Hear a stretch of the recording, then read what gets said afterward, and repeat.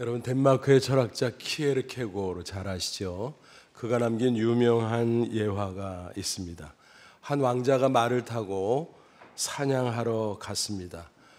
그러던 중 시골에서 한 아름다운 여인을 만나게 됩니다. 왕궁으로 돌아갔지만 그 여인 생각에 아무 일도 할 수 없었습니다.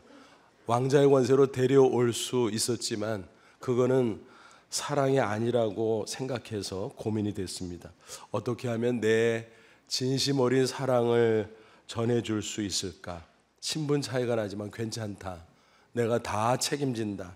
그런 사실을 어떻게 알려줄까? 그녀는 과연 내 사랑을 받아줄 것인가? 또 나를 사랑해 줄 것인가? 이런저런 고민들이 끊이지 않았습니다. 왕자는 숱한 고민 끝에 결단을 내렸습니다. 왕자의 옷을 벗어버리고 평민의 옷으로 갈아입었습니다. 그 시골 마을로 내려갑니다. 그리고 그곳에서 방을 하나 얻었어요. 목수 생활을 시작합니다. 가난한 사람들과 어울려 교제도 하고 일도 했습니다. 그 마을의 풍습도 하나하나 익혔습니다. 그러다가 자연스럽게 그 여인과 교제하게 되었고 마침내 사랑을 고백합니다. 왕자의 모든 사연을 전해들은 그 여인은 크게 감동했고 비로소 왕자의 사랑을 받아들이고 함께 왕궁에 들어갔다라고 하는 스토리입니다. 이 이야기는 성탄의 의미를 잘 설명해 주고 있습니다. 하나님의 아들이 굳이 왜 인간이 되셨나, 그 이유를 설명해 주는 것입니다. 여러분, 이런 사랑을 가리켜 뭐라고 부르면 좋을까요? 눈높이 사랑. 눈높이 사랑입니다. 그렇죠? 성탄은 하나님의 눈높이 사랑이라는 사실입니다. 하나님의 아들이신 예수 그리스도가 인간의 천한 모습으로 낮아지고 낮아진 사건. 왜요? 하나님이 인간을 무척 사랑하지만 그럼에도 불구하고 인간은 하나님을 볼 수도 없고 알 수도 없어서 그 사랑을 받아들이지를 못합니다. 당연히 하나님을 사랑하지도 못합니다. 답답한 하나님이 직접 하나님의 아들을 인간이 되도록 하시고 그래서 이 세상에 오게 되셨다라는 거죠. 그게 성탄이지요.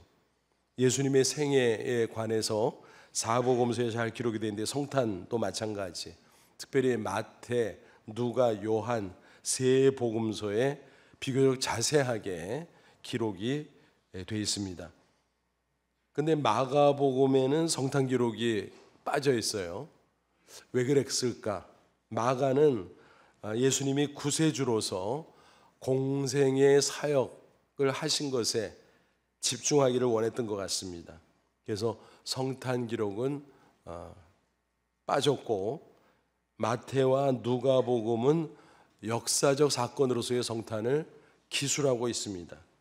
그에 반해서 오늘 우리가 함께 살펴보는 요한복음은 사건 중심이 아니라 신학적 의미를 설명해 주고 있습니다. 오늘 1장을 보면 1절에 예수님 본래 하나님이라는 사실을 증거하고 있습니다. 태초에 말씀이 계시니라. 여기서 말씀이 하나님의 아들 예수 그리스도를 가리키는데 태초에, 우리가 태초 그러면 얼른 생각나는 구절이 있죠. 창세기 1장 1절 태초에 하나님이 천지를 창조하시니라. 그런데 이 창세기 1장 1절의 태초와 요한복음 1장 1절의 태초는 좀 달라요. 창세기의 태초는 우주 만물을 창조하고 시간이 시작되는 그 순간입니다. 그런데 요한복음 1장 1절의 태초는 그 전에 하나님만 계시는 영원의 그 시간, 영원전을 가리키는 것입니다. 그러니까 하나님이 또 말씀이신 하나님의 아들이 영원전부터 쭉 계셨다라는 사실을 증거하고 있습니다. 그런데 계시니라 현재형으로 서술하고 있어요. 무슨 의미일까요? 영원한 존재라는 것입니다. 이 말씀이, 하나님의 아들인 이 말씀이 하나님과 함께 계셨으니 이 말씀 곧 하나님이라. 하나님과 함께 있었으니 하나님이다. 알쏭달쏭하죠. 구분해서 말하면 뭘까요? 앞에 하나님은 하나님 아버지를 가리키는 것입니다. 그래서 말씀이 하나님 아버지와 함께 계셨으니 그 말씀은 곧 하나님이라. 하나님의 아들이라는 겁니다. 뒤에 나오는 내용과 쭉 연결해서 해석을 하면 그런 거죠. 그러니까 말씀이 하나님의 아들 예수 그리스도, 그분이 이 세상에 인간으로 오셨다. 이게 성탄의 의미라는 것을 이미 1절부터 암시하고 있습니다. 이 말씀이라는 단어가 흥미로워요. 헬라 원어로 로고스인데 본래 지혜라는 뜻입니다. 그런데 그냥 지혜가 아니라 인격체로서의 지혜를 가리킵니다. 그래서 여러분이 잠언을 읽어보면 지혜에 관한 얘기가 굉장히 많이 나오죠. 근데 그 중에서 보면 이거는 사람을 지칭하는 것 같은데, 인격체를 가리키는 것 같은데, 그렇습니다. 인격체로서의 지혜가 가끔 등장해요. 그 지혜예요. 바로 말씀이신 하나님의 아들을 가리키는 것입니다. 그러니까 인간으로 오신 것은 지금으로부터 2000년 전이지만 그 전에는 말씀으로 쭉 계셨다라는 그런 이야기입니다. 그래서 잠언 8장 22절 이하를 보면 지혜의 말씀이신 그분이 우주 만물을 창조하는 장면이 쭉 묘사가 되어 있습니다. 아, 그렇구나. 창세기 1장의 창조의 기록과 잠언 8장의 창조의 기록이 이렇게 맞물리는구나. 그렇습니다. 그래서 말씀을 정확하게만 하나님의 아들이고 창조에 참여하셨구나 하는 것을 알 수 있습니다. 그러다가 인간으로 오신 것은 지금으로부터 2000년 전, 그러니까 그 이전 구약시대, 또 그 이전 영원전부터 말씀은 계시다, 영원하신 분이다. 그래서 이런 사실을 가리켜서 예수님의 선제성이라 그래요. pre-existent, 그 전부터 쭉 계셨다는 거예요. 그러니까 여기서 우리는 삼위일체 교리를 확인할 수 있어요. 하나님은 유일하신 분인데 성부, 성자, 성령 삼위로 존재한다. 그래서 성부 하나님 아버지죠, 성자 하나님 아들이죠, 그리고 성령 하나님의 영. 그래서 1위, 2위, 3위 하나님. 등수 매기는 거 아니에요. 단순히 위격을 구분하기 위해서 그런 거지 등수가 아닙니다. 성부, 성자, 성령은 동등하고 동일하신 삼일체 하나님이에요. 근데 여기서 우리가 좀 이해가 잘 안 되죠, 솔직히. 아니, 하나면 하나고 셋이면 셋이지 유일하신 하나님인데 삼위로 있는 거고 뭔 소리야. 이해가 안 되는 게 당연하죠.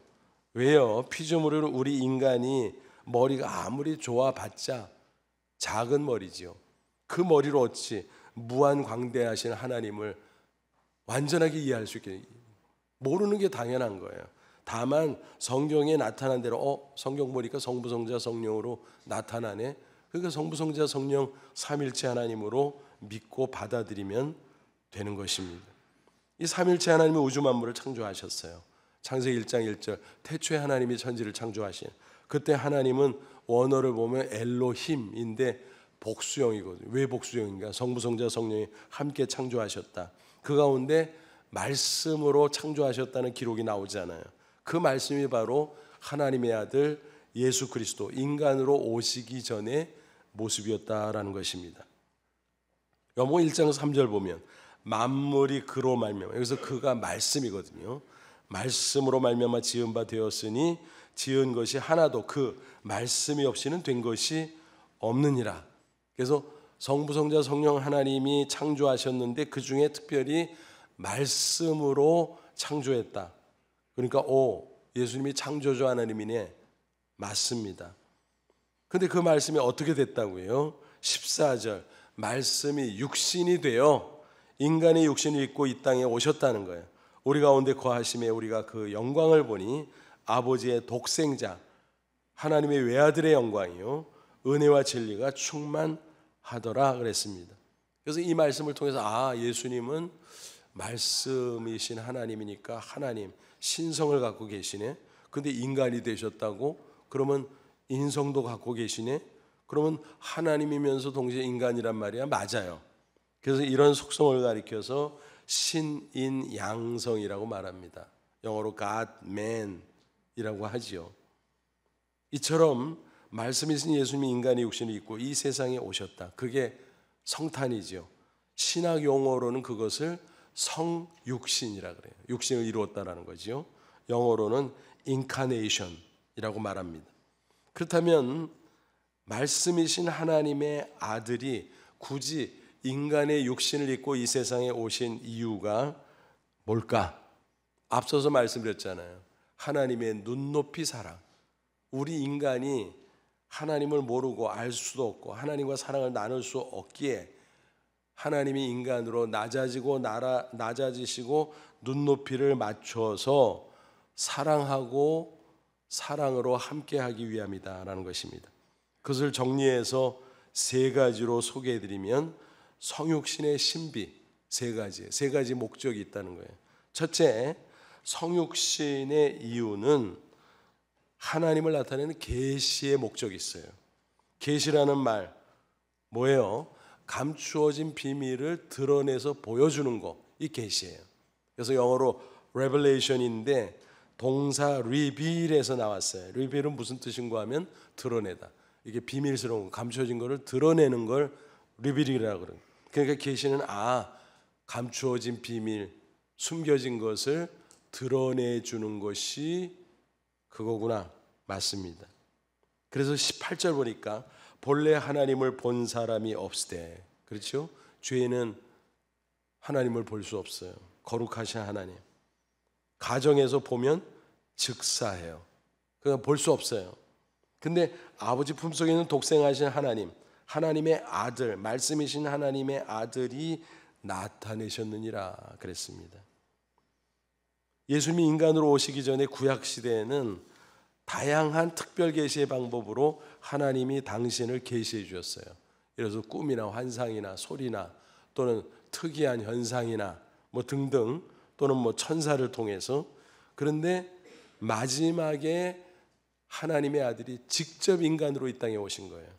그러므로 예수님이 성육신하신 것은 계시 중에서도 최고의 계시다라는 것입니다. 더 이상 하나님을 자세히 보여줄 수가 없어. 하나님의 아들이 인간으로 이 땅에 오셔서 말씀하시고 이적을 베푸시고 보여주셨는데 뭘 더 보여주겠어요? 하나님이 이런 분이다. 하나님의 아들을 통해서 계시해 줬다라고 하는 것입니다. 여러분, 인간의 딜레마가 뭡니까? 하나님을 보면 죽고 죄인이기 때문에, 또 하나님을 보지 않으면 죄 가운데 죽고 이래도 저래도 멸망해요. 야, 이거 고민이죠. 인간의 딜레마다라는 것입니다. 그것을 해결할 수 있는 게 바로 성육신이다라는 것입니다. 하나님 품속에 있는 아들 하나님, 말씀 하나님이 인간으로 오셨다라는 것입니다. 그래서 하나님을 보여준 겁니다. 계시해 준 겁니다. 이런 사실을 예수님께서 잘 설명해 줬어요. 한 번은 제자 중에 빌립이 요청했어요. 예수님, 답답해 죽겠어요. 하나님 좀 속 시원하게 보여주세요. 얼마나 황당한 질문입니까? 예수님께서 한심하다는 듯이 이렇게 말씀하셨어요. 요한복음 14장 9절, 빌립아, 내가 이렇게 오래 너희와 함께 있으되 내가 나를 알지 못하느냐? 나를 본 자는 아버지를 보았거늘 어찌하여 아버지를 보이라 하느냐? 뭐예요? 하나님 볼 수 없으니까 보이는 인간의 모습으로 하나님의 아들이 오셨잖아요. 자기들 앞에 나타나시고 같이 살면서 말씀으로 가르치시고 이적으로 보여주시고, 야, 하나님은 이런 분이야. 아, 그렇군요. 그리고 하나님을 알면 되는데, 그런데도 하나님을 보여달래요. 얼마나 딱한 일이에요. 황당하지요. 하나님 볼 수도 없고 보면 즉사인데 죽고 싶어? 그 소리예요. 그래서 예수님께서 요한복음 14장 6절에서도 당신 자신을 이렇게 뭐라 그랬어요? 내가 길이요 진리요 생명이 나로 말미암아 아버지께로, 하나님께로 올 자가 없느니라. 그러니까 오직 하나님께 나아갈 수 있는 길, 하나님을 알 수 있는 방법, 예수 그리스도밖에 없다라는 것입니다. 마치 이와 같은 거예요. 우리가 맨눈으로 태양을 똑바로 볼 수 있나요? 없죠. 본다면 눈이 멀어버리죠. 볼 수 없습니다. 그런데 선글라스를 끼면 볼 수 있어요. 그 원리를 한번 잘 생각해 보세요. 필터가 필요하다는 거예요. 맨눈으로는 못 보고. 영적으로도 마찬가지. 예수님이 인간의 육신을 입고 이 땅에 오셔서 하나님과 우리 인간 사이에 필터 역할을 해주신다라는 거예요. 죄인 우리가 감히 거룩하신 하나님을 볼 수 없지만 인간으로 오신 하나님의 아들을 통해서 하나님을 알 수 있고 또 볼 수 있다라는 것입니다. 성탄의 축복이 어마어마하죠. 보이지 않는 하나님을 우리가 보게 됐다고 맞습니다. 이런 계시의 목적이 있는 것입니다. 여러분, 하나님을 알 수 있는 방법은 이거밖에 없어요. 인간들이 하나님을 찾아가죠. 자기들이 알겠다고. 세상의 종교는 그거예요. 자기의 이성, 자기의 감정 이런 거로 신을 찾아가.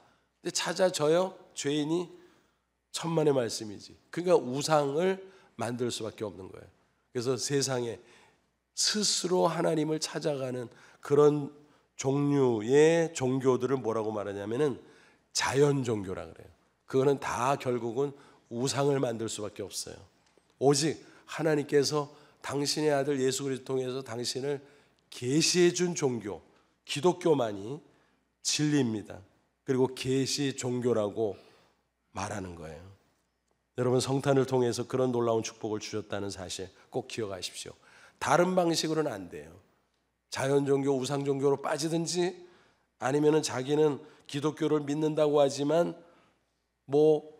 예수님 외에 다른 걸 듣고 싶다, 보고 싶다, 어쩌다 저쩌다 그러면 다 뭐가 돼요? 이단으로 빠지는 거예요. 신비주의로 빠지는 거예요. 그러니까 신앙생활 한답시고 왔다 갔다 하던 사람들 중에 이단이나 신비주의에 빠지는 사람이 왜 그래요?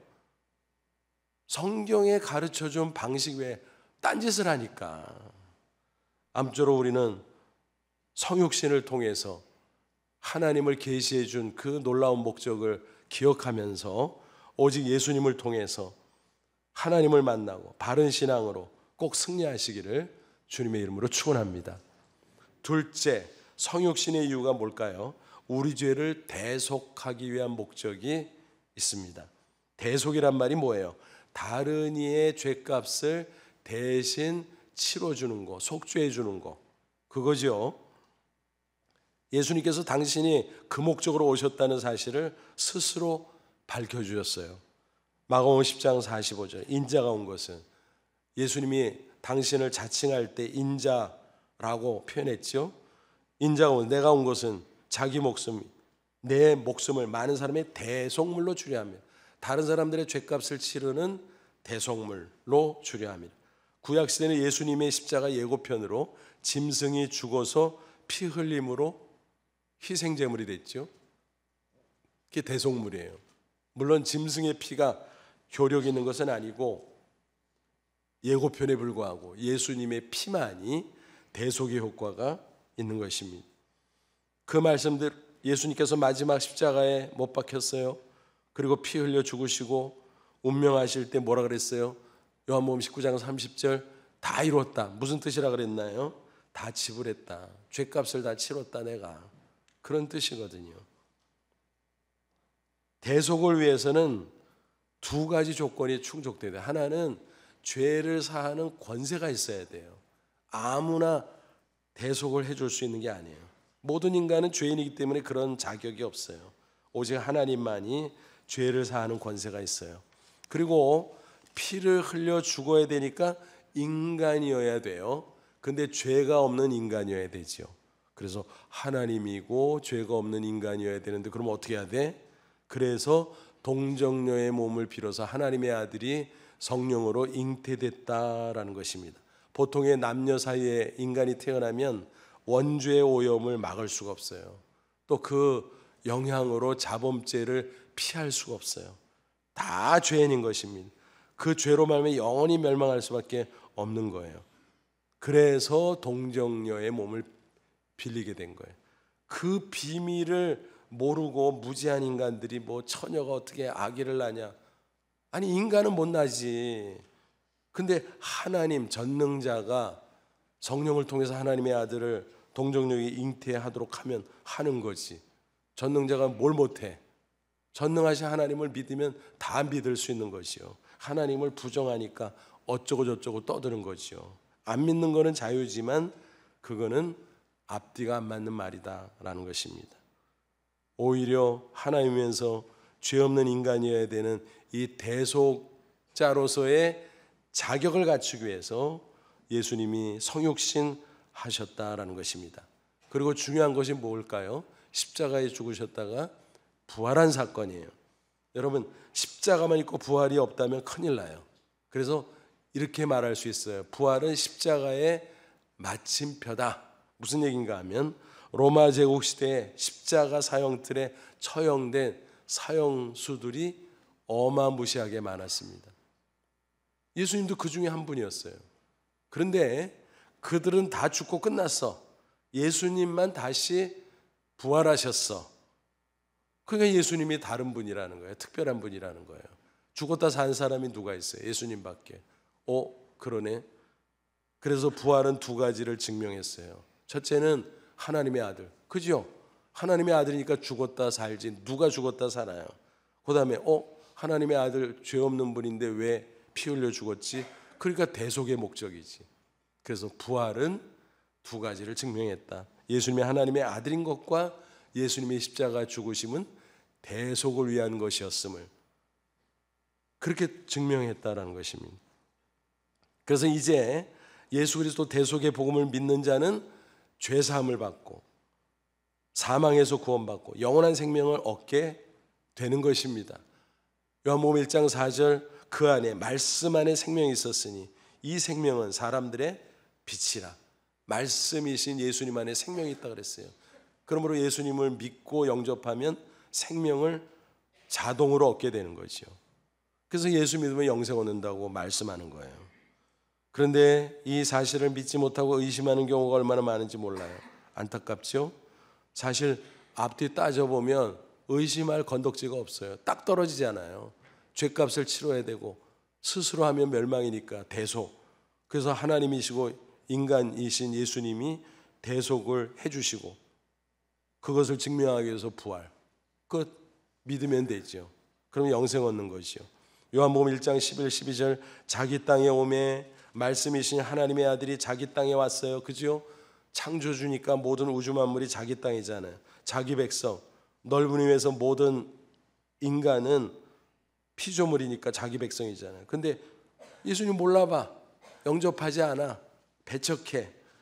그런데 그 중에서 영접하는 자, 곧 그 이름 예수님을 믿는 자들에게는 하나님의 자녀가 되는 권세를 주셨으니 여기서 권세는 뭐예요?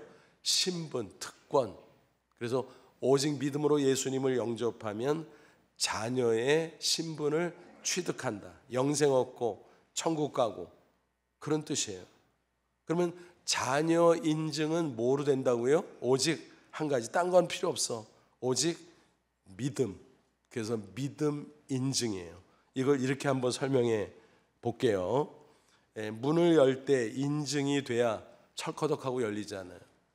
예전에는 열쇠 인증, 그죠? 열쇠를 넣어서 열쇠로 열죠. 그러면 철커덕하고 문이 열리잖아요. 근데 열쇠 인증은 아주 불편했어. 열쇠를 잃어버리면 문제가 생기잖아요. 문을 못 열어. 옛날 또 이런 경험도 있어요. 고층 아파트에서 사는데 별 생각 없이 집으로 돌아가는데 그날따라 정전이야. 아 이거 뭐야 하고 계단으로 터덜 올라갔는데 호주머니에 열쇠를 뒤져보니까 없네? 어디 갔어? 가만히 생각해 보니까 아차 경비실에 맡겨놓은 거 안 찾아왔네?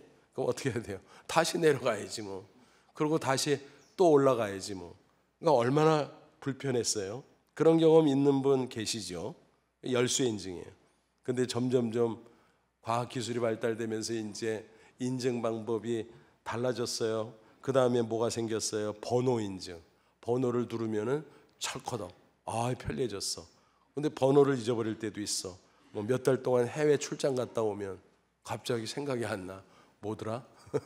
내 집인데도 번호 잊어버리면 못 들어가. 번호 인증의 약점이죠.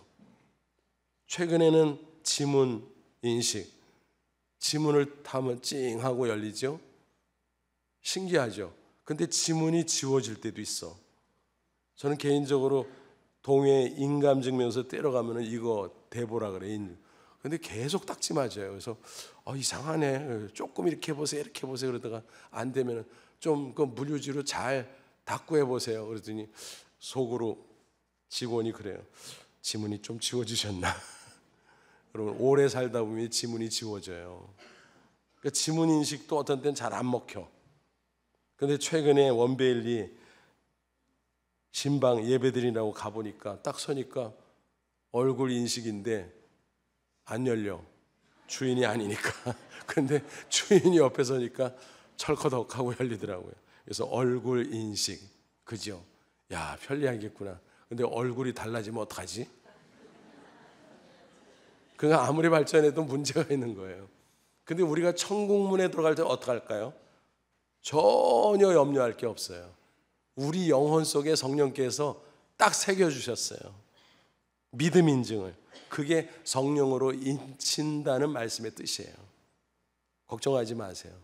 아무리 세상이 변화되고 내 몸이, 내 얼굴이 달라지고 이런저런 것이 달라져도 믿음 인증이기에 우리가 천국문에 도달했을 때 활짝 열릴 줄로 믿습니다.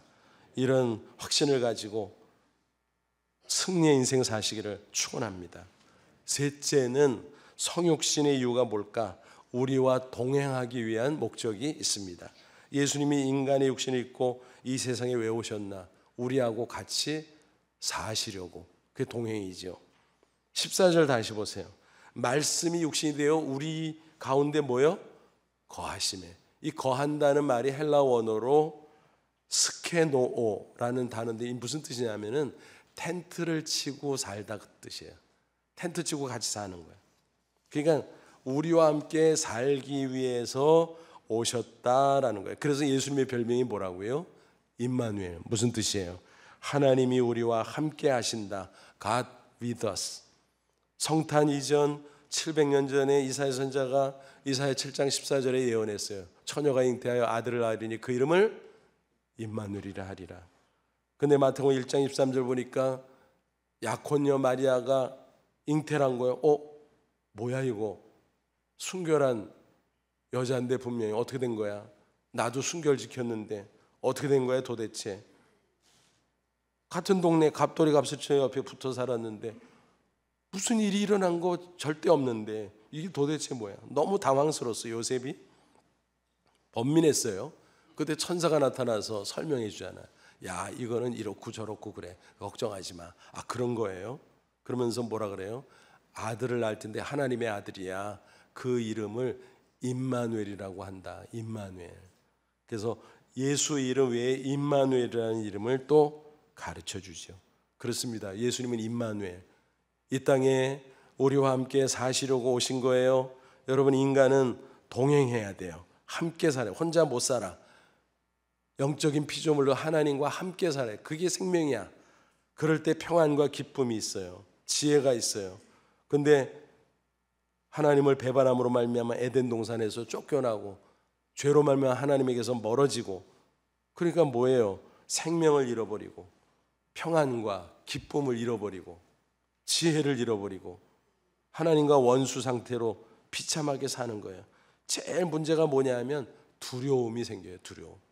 그래서 하나님에게서 멀어지면서 하나님도 두렵고 또 사람도, 낯선 사람 어때요? 두렵잖아요.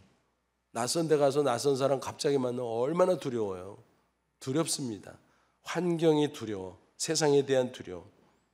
그런데 동행하면 그 두려움을 이길 수 있어요. 그래서 사랑하는 사람들과 동행하면 이길 수가 있어요. 근데 때로는 사람이 동행하는 게 어려울 수도 있어요. 요즘에 많은 사람들이 반려동물을 기르지요. 물론 사랑하는 사람과 같이 살아도 반려동물을 추가로 기르는 분도 있지만 어떤 분들은 사랑하는 사람과 함께 할 수 없어서 반려동물을 기르는 경우가 있어요. 한 번은 신문에 독거 노인 어르신의 기사가 났어요. 근데 이 어르신은 기초수급자야. 그러니까 얼마나 경제적으로 어렵게 사세요. 근데 강아지를 길러 돈 꽤 들어가는데 속으로 생각했어요. 그랬더니 얘 없으면 못 살아요. 밖에 나갔다 오면 얼마나 나를 반가워하는지 너무너무 기뻐요. 열 효자보다 낫죠. 그러면서 이렇게 말씀하시는 거예요. 나는요 병원에 가면 2,000원 내는데 얘는 2만 원 내요. 그래도 전혀 아깝지 않아요. 얘 없으면 못 살거든요. 여러분 그렇습니다. 동행해야 되거든요. 근데 진짜 최고의 동행은 뭐예요? 하나님과 동행하는 거예요. 인간은 하나님의 형상대로 창조된 영적 존재이기 때문에 하나님과 동행할 때 생명을 얻고 평안을 얻고 기쁨을 얻고 용기를 얻고 두려움을 이기고 세상을 이기고 살아갈 수 있다라는 거예요. 예수님께서 약속하셨어요. 마태복음 28장 20절 승천하실 때 볼지어다 내가 세상 끝날까지 너희와 항상 함께 있으리라.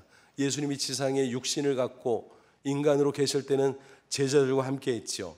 근데 이제 부활 승천해서 떠나가시네. 근데 떠나가면서 끝날까지 너희와 항상 함께 있겠대. 이 뭐야 도대체. 떠나가시면서 떠나가지만 하나님 보좌 우편에 계시면서 보혜사 성령을 보내주실 것을 말씀합니다. 삼일째 하나님 가운데 하나님의 영인 성령을 보내주겠다. 근데 그 성령을 뭐라 그랬어요? 또 다른 보혜사. 보혜사는 옆에서 함께하며 도와주는 분, 그런 뜻이거든요. 예수님이 보혜사였거든요. 근데 예수님이 떠나갔잖아요, 육신적으로. 그런데 성령님을 대신 보냈는데 성령님은 예수님과 똑같아. 영이실 분. 근데 보혜사야. 도와주러 오셨어. 근데 예수님과 똑같으니까 또 다른 보혜사. 그래서 성령의 별명이 또 다른 보혜사라는 것입니다. 예수님은 이 말씀을 그렇게 또 다른 보혜사 성령을 통해서 함께 하심으로 지키셨어요. 오늘도 저와 여러분 육신으로 우리 예수님 못 봤어요. 우리는 성경을 통해서만 알고 있어요. 그러나 보혜사 성령을 통해서 예수님을 날마다 만나고 예수님과 함께 동행하고 함께 살고 있는 줄로 믿습니다. 그걸 체험하면서 사는 게 그게 신앙생활이에요. 요한복음 4장 보면 사마리아 여인이 나오잖아요.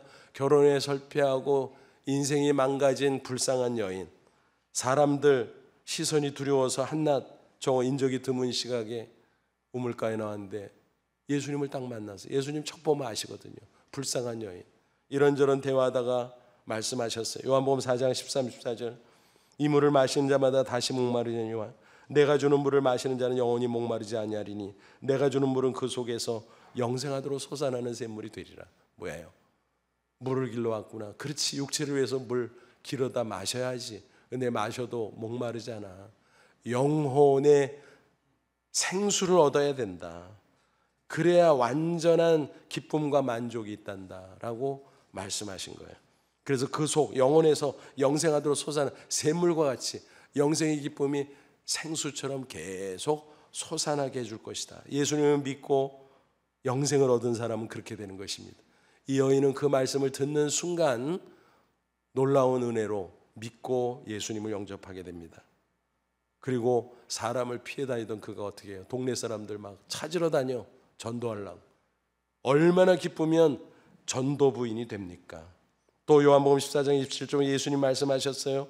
평안을 너희에게 끼치노니 곧 나의 평안을 너희에게 주노라. 내가 너희에게 주는 것은 세상에 주는 것과 같이 아니하리니 너희는 마음에 근심하지도 말고 두려워하지도 말라. 뭐예요? 인간의 육체를 위해서는 세상 것이 좋아요. 너무 편리한 게 많이 나오잖아요. 예를 들어서 수천만 원짜리 침대도 있대요. 거기 누우면 얼마나 편리할까? 푹신푹신하고 좋을까? 잠이 잘 올까요? 그럴 수도 있지만 아닐 수도 있어요. 왜요?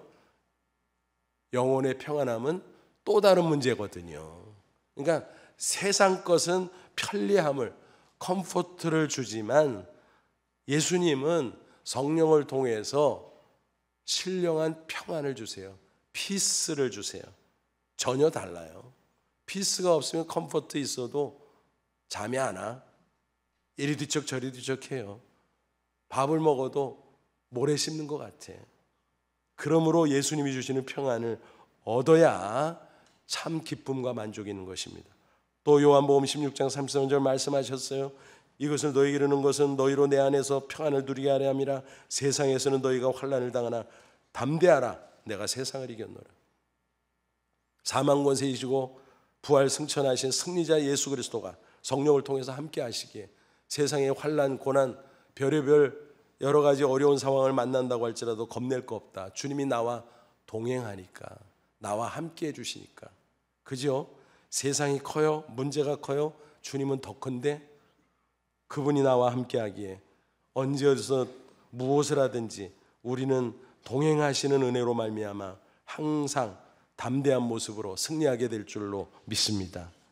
미국의 여조종사 태미 조 슐츠라는 분의 이야기입니다. 그는 어려서부터 조종사가 꿈이었어요. 고등학생이 돼서 특활반에 들어가는데 항공반이 있대. 그래서 찾아갔어. 그래서 선생님이 너 왜 왔니? 그러더래요. 그래서 항공반이잖아요. 그러니까 항공반이니까 너는 오면 안 되지. 여자는 안 받아. 차별이 있었습니다.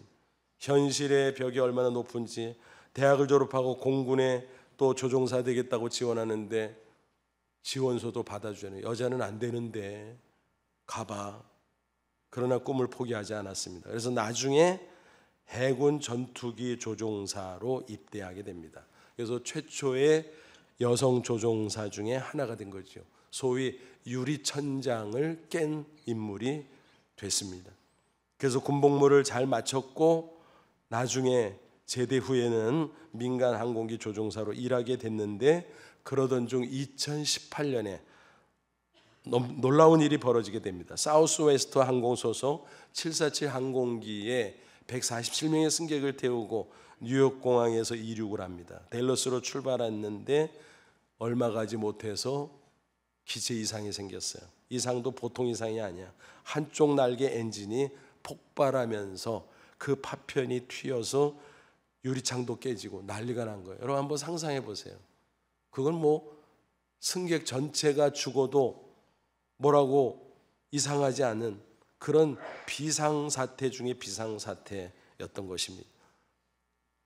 비행기 천정에서는 인공호흡기가 막 떨어지고 난리가 난 거죠, 승객들이. 그러나 그는 승객들에게 안내방송을 하면서 침착하게 달래면서 착륙을 시도를 하게 됩니다. 그때 상공 9,700m였다 그래요. 그런 돌발 사고가 일어났습니다. 누구라도 아무리 베테랑이라고 할지라도 당황할 수밖에 없지만 그는 침착하게 부근 관제탑과 교신하면서 필라델피아 공항에 비상 착륙을 합니다. 추락이 아니라 착륙을 합니다. 놀라운 것은 하나하나 다 챙깁니다. 관제탑에 연락해서 소방차 앰뷸런스 만일의 사태를 대비해서 준비해 주세요. 그러면서 관제사들은 오히려 벌벌 떨죠. 갑작스러운 상황이니까. 그런데 그들에게 Have a nice day 인사말까지 건네며 착륙을 안전하게 했다고 합니다. 매스컴에서 난리가 났죠. 야, 저 여조종사는 강철 심장의 소유자야. 무슨 강철입니까? 사람인데. 그 비결이 무엇이었을까요? 주변의 사람들은 이구동성으로 그 태미 조 슐츠는 그럴만해. 왜냐하면 어려서부터 영적 훈련을 잘 받은 사람이었거든요. 신실한 신앙으로 늘 주님이 나와 함께 하신다는 확신 가운데 살았던 사람이에요. 바쁜 비행 스케줄 가운데서도 주님을 사랑했기에, 주님과 동행했기에 주일학교 교사 봉사도 꼬박꼬박 할 정도였다라고 하는 것입니다. 그래서 비행 훈련도 잘했겠지만 그런 극단적인 비상사태에도 불구하고 주님이 나와 함께 하시는데 그 확신이 있으니까 침착할 수 있었고 담대할 수 있었고 그렇게 승리할 수 있었다라고 하는 것입니다. 예수님의 성육신은 이처럼 예수님이 특별히 우리에게는 성령을 통해서 함께 하시고 동행하시고 우리에게 보호하시며 인도하시며 승리를 주시기 위함이라는 사실 꼭 기억하시기 바랍니다. 오늘은 대강절 마지막 주일이고 내일은 성탄절이에요. 이 성탄 시즌이 마무리되는 가운데 다시 한번 성탄의 의미를 마음속 깊이 꼭 새기시는 기회가 되기를 바랍니다. 오늘 특별히 사건 중심이 아니라 신학적 의미를 기록한 요한복음 말씀을 살펴봤습니다. 성육신의 신비 뭘까? 보이지 않는 하나님을 나타내주는 계시의 목적, 또 우리의 죄를 대속해주는 대속의 목적, 그리고 연약하고 두려움 많은 우리와 주님이 함께 살면서 동행해 주시고자 하는 동행의 목적, 이 세 가지 성육신의 이 비밀, 놀라운 신비 마음속에 꼭 품고 확신 가운데 늘 승리하며 살아가는 저와 여러분 되시기를 주님의 이름으로 축원합니다. 기도하겠습니다. 이 말씀 붙잡고 기도하자. 하나님, 그렇습니다. 다시 한번 진리의 말씀 가르쳐 주니 감사합니다. 우리 예수님 하나님의 아들, 말씀으로 영원전부터 계시는 분이지만 2000년 전 인간으로 오셔서 이 땅에서 인간들과 함께 하시고 십자가 지시고 부활 승천하셨지만 또 다른 보혜사 성령을 통해서 오늘 나와 함께 하심을 믿습니다. 내가 주님을 통해서 하나님을 보게 하시고 주님의 십자가 대속을 통해서 죄사함 받고 구원받고 영생 얻게 해주신 것 감사합니다. 보혜사 성령을 통해서 주님이 나와 동행하심으로 언제 어디서 무엇을 하든지 주께서 승리 주실 줄로 믿습니다. 구원의 확신, 승리의 확신 가지고 당당하게 살아가는 저희들 되게 하옵소서. 다 같이 간절한 마음으로 기도합니다. 하나님 아버지 은혜와 사랑을 진심으로 감사합니다. 이 시간 주의 말씀으로 우리를 격려하시고 새롭게 하심을 감사합니다. 이 말씀 꼭 붙잡고 성육신의 신비를 마음속에 새기고 그 확신 가운데 나아갈 수 있도록, 그래서 날마다 기뻐하며 감사하며 승리하며 살아가는 저희들, 그래서 하나님의 영광을 빛내며 복음의 증인이 되는 저희들 다 되게 해 주시옵소서. 예수님의 이름으로 기도하옵나이다. 아멘.